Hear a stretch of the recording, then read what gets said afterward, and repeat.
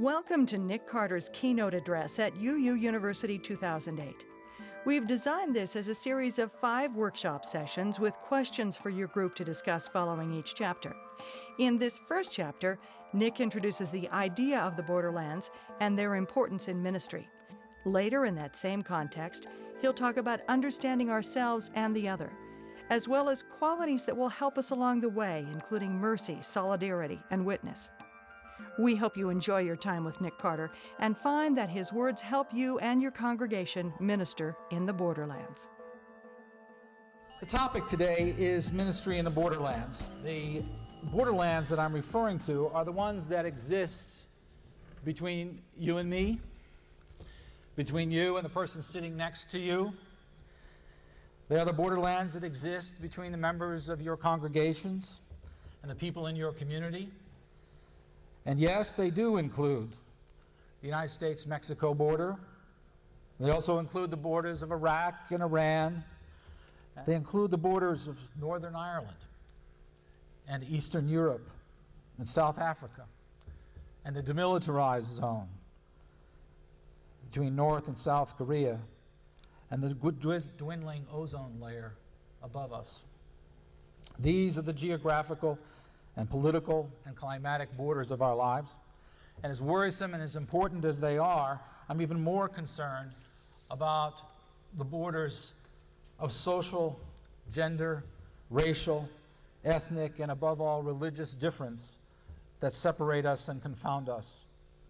And if not the direct cause of these problems, our borderland ineptitudes functions like steroids that grossly exaggerate the differences and make them wider and more volatile and sadly more violent.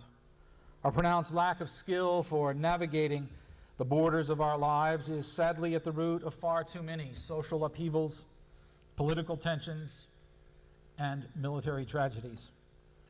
We know that for our personal lives, for our churches and our nation and the world, there is a high price to pay for our failure to function effectively in the Borderlands. The cost for this shortcoming cannot even be calculated. The issue is so significant that I'm convinced that the development of effective skills for crossing the borders of difference is the most critical challenge of this century. It has to be a top priority for the church and anyone who is interested in offering hope to a fractured and troubled world. Now, this topic is deadly serious, and there is enormous opportunity here for people of faith to be a part of the solution rather than part of the problem.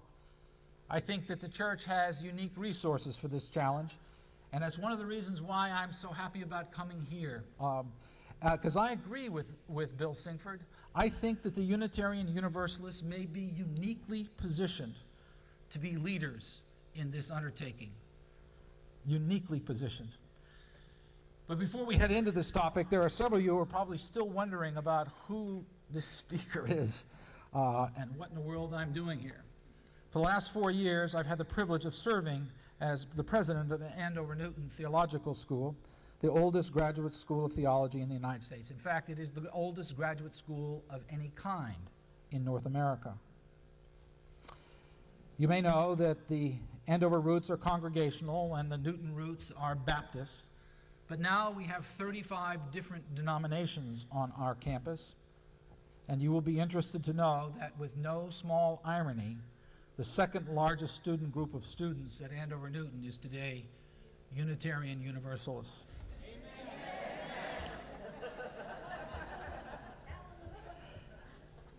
What is more, we share our campus with Hebrew College and Rabbinical School.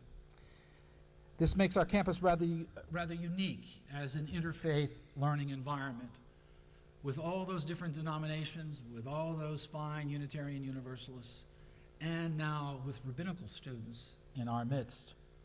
I must confess, though, that the relationship with Hebrew College wasn't always terrific. When I arrived in 2004, we were fighting over everything, especially parking. We were measuring almost with rulers, inches of who owned what land. It was not a pretty picture. But what enabled us to transform this relationship, this adversarial nightmare, was the relationship that I was able to develop with David Gordis. I must also confess that our students pushed us into this relationship as much as we sought it, and we tip our hats to those students. In our first meeting, David and I talked rather frankly, and it was a little awkward when we first met. But by the time we finished 2.5 hours later, we had agonized over these tensions and the fact that they were not embodying what either of our institutions believed in, valued, or wanted to be known for. We did not want to be known for our inability to talk with each other. And so we made a commitment. We made a commitment first to do two things. We agreed that we were going to study the Hebrew Scriptures together, and David was going to be my rabbi, and that we were going to meet together every 2 weeks for lunch, tuna sandwiches, at his place and at mine. In those meetings, we talked of everything, from the Book of Lamentations to parking and the fact that the two were closely related. What is most amazing was that somewhere along the way, David and I began to develop a deep personal bond. We really learned to like each other and enjoy each other's company. And most of our conversations turned to personal sharing, not sharing about our institutions. We talked about our children and our spouses and our homes and what we were going to do when we retire and where our backs ached and all of those things. And it changed us. It changed us. And then what we did is we began to talk about a shared vision that we had for our two institutions. And we talked about the fact that both of us were worried about the kind of leaders that we were creating. We were worried about the insights and skills that they would take into congregational leadership. And in particular, we found ourselves talking about their ability to cross borders of difference. And as we worked at it, we got more and more excited, and we realized that we were onto something. And we worked with the people in our schools who were doing interesting things and who wanted to be a part of this. And the students had created a program called Journeys on the Hill, and they were meeting together and talking together. And we ended up having a joint faculty meeting and even a joint trustee meeting. And then we began to offer courses together that were co-taught by rabbinical professors and our professors. They were so rich, those courses, that our students wept. We had an amazing time. At one point, we offered a course called An Introduction to Christianity for Rabbinical Students. And I had several members of my faculty come and share Christianity from a historical point of view, from a theological point of view, from a biblical point of view. And then there was a moment right at the end of the series when our Hebrew Scriptures professor finished his presentation, and most of the students were busy saying yes, yes, yes, yes, yes. And then someone said, "Would you just tell us about your own faith journey?" Well, he did. He's a Baptist from Tennessee. He's worse, well, far worse than me. And he laid it out. And he gave them his whole testimony. And you know, when he was done and left that room, the rabbinical professor said that they had the single richest conversation that they had ever had in all 4 years that their students had been in that classroom. It was a remarkable moment of crossing a border of difference and really beginning to listen carefully to who is this person, what makes them tick, why do they believe that, and what does that mean for their lives and how they live their lives. In the last decade, certainly since the horrors of 9/11, we've all witnessed the rise of an anxiety-ridden, paranoid, and fear-filled America. Our angst about those who are not like us has gone global, and it has distinguished itself by its clumsy, ill-informed, adolescent, and testosterone-filled character. Rarely has a nation been so divided without seeing a tragic tearing of its core fabric, and it seems to be happening in our nation. Political and social scientists have been struck by the dramatic hardening and polarization that's taking place in our country. They say now that 80% of the American population is impervious to persuasion. 80% of the American population is impervious to persuasion.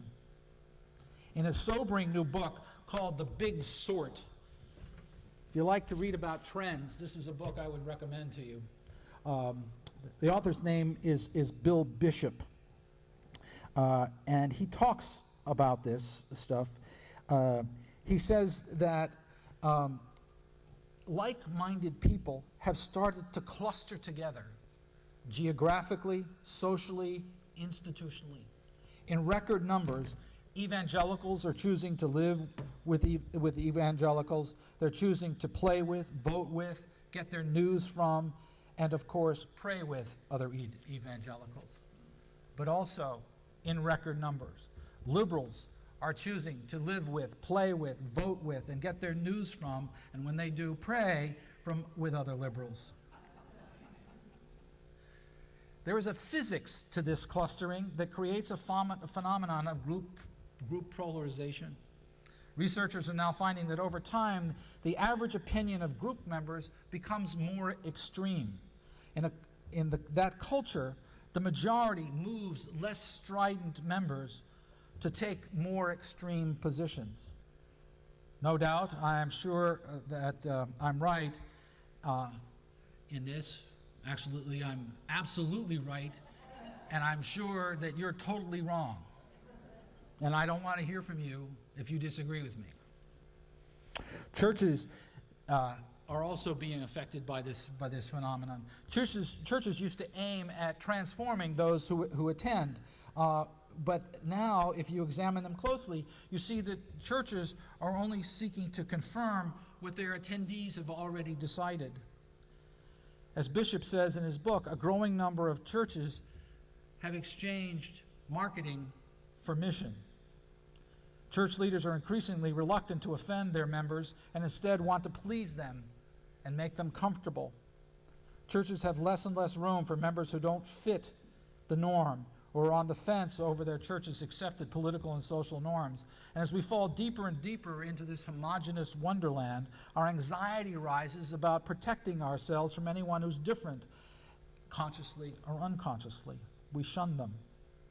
For those who can't adjust to the norm, their only option is to leave our group. We are unable to differentiate the political world from the religious world, and our beliefs are too often seduced by our politics. We've abandoned, I think, too often our prophetic heritage that calls us to stand over against our culture and the structures of power. We've lost our way, and it seems as though our faith has little skill for offering some positive solution to these problems. We wander in a wonderland of sameness, and as we cluster together with those who are just like us, we look at others with two options. Either we remake them in our own image, or we marginalize and dehumanize and sometimes destroy them. So here's the case.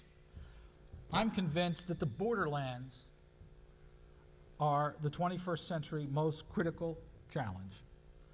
The frontier is the frontier. It's not outer space, it's the space between us. The challenge seems almost overwhelming.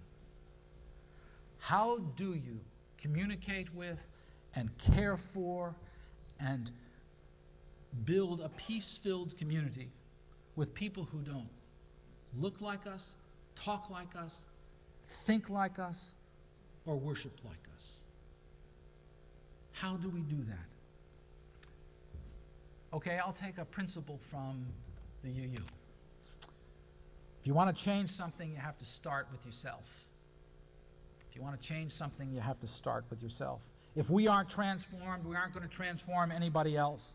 And if we can't transform our churches that are covenanted to be agents of change, in a world, of promoters of justice and peace in the world, then we don't have much of a vision to offer to anybody else, do we? That, my friends, is the entire agenda of everything that I want to talk to you about in the rest of this time. You and your church in search of skills for effective ministry and witness in the borderlands. In our blindness, we've forgotten to seek help from the very people who themselves live and exist and work or not and suffer in the margins. There is a Spanish word that some of you may know, mestizo. How many of you have heard mestizo before? Good, good. This is good. It's an odd word. It sort of means a person of two worlds. For many years, this word was a derogatory term, like we use the term half-breed with a kind of nastiness in our language. Yet today, some of the most exciting writing, teaching, and theologizing is coming from those who have resurrected the idea of mestizo. And I think that they may be our Ariadne who can lead us out of this maze. They have suffered the indignities of the borders and somehow survived. They survived our disdain and our disgust. They survived the horrors of invasion and exploitation and abuse and lynchings and burnings and rapes and imprisonment. They know what it is to be ignored and vilified and dehumanized. Their very existence is a yes and a no, a here and a there, a now and a not yet. Who are they? Who are the mestizo? Tell me, who are these people who live in the borderlands, who know this experience? Name some. Stepmothers. Immigrant workers. Transgender. Mixed race. Undocumented aliens. Blacks that want to succeed. Any person of color. Illegitimate children. Keep thinking. As you think about it, think of what it means to have a hyphen in your name. Think of what it means to have a hyphen in your name. Think of all the times that we have classified these people in a negative way. And at best, we've only gotten to a point where we could find pity or charity for these people, that we would fight for them. But rarely have we recognized that they may be the ones who need to teach us, that their lessons, their hard-earned, life-scarring lessons may hold the key to enable us to understand how we can unlock this incredibly difficult time in which we live. The more time you spend thinking about it, the more your eyes begin to open. It is really quite remarkable. In the midst of conversations with these people and listening to them and reading their words and their histories and considering their art and their music, and a new and compelling perspective has emerged. It isn't new this month or this year. It's been taking form for more than a generation. But our utter inability to deal with these issues of the borderlands has finally forced us to look again on those in the margins and now, for the first time, really, truly learn from them. From them, a different perspective has been articulated whereby the very notion of in-betweenness becomes alive. That which was neglected and overlooked and seen as a liability is now moving to the forefront and being embraced as an asset. The hyphen is the new metaphor of our time. It is giving us the creative new rhetoric of identity and experience that can provide a measure of practical hope in the face of what are otherwise tragic circumstances. There are people who've had to articulate a newly imagined, radical, non-binary way of thinking. Not either or, but both and. Some call it transgressive. which is a big word for coloring outside the lines. It is a position which personal, political, and social definition is always elusive, other than the fact that the dominant culture always sees transgressive behavior as ugly and unacceptable. These people have all had to develop their identity and their means of expression in the borderlands. They have a graduate education in talking, negotiating, and relating to people who are different from themselves. They're adept translators, even if they don't speak the language. They get it. They have developed a new verbal currency and incredible insights to thriving in the borderlands. What was first local and fragmented and encoded is now becoming decoded and accessible to more of us, those who are desperate for it. It reflects, as we look at it and consider it carefully, a perspective and a wisdom and a way of living that could only have grown from a borderland experience. If we want to minister in the borderlands, if we really truly believe that the borderlands are calling us to witness, then we must turn our attention to these people. We must begin to learn from them. And by the way, nothing is more biblically grounded. You may have heard the phrase, and the first shall be last, and the last shall be first. For those on the border, Jesus is mestizo. And in the borderlands, the theological concept of incarnation is itself a border crossing, an act of the divine taking on foreign flesh. And the Word became flesh and dwelt among us. These people of the borderlands reject our common metaphors, by the way, of the melting pot and the mosaic that we talk about so often. These metaphors are created by those who, in fact, are unfamiliar with the margins. Those who live in the margins don't use ideas like mosaics and melting pot. The mosaic metaphor ignores the one thing that symbolizes the borderlands: the cement. If you ask those who live in the borderlands, they're not interested in the multicolor. They relate to what really and truly is in the borderland: the cement that holds those two different colors together. As this borderlanding challenge has emerged, I've been drawn to spend a lot of time with scholars, religious leaders, and activists who share this concern, and we've been seeking out a lot of people who live on the margins and asking them to teach us. Over the last 4 or 5 years, with their help, we've tried to identify a set of skills and insights that we think are essential to master if we're going to offer any kind of leadership in the borderlands. But we're trying to build this together and have a dialogue about it. And we really want you to think about it. Some of these ideas may be familiar to you. They may be things that you know.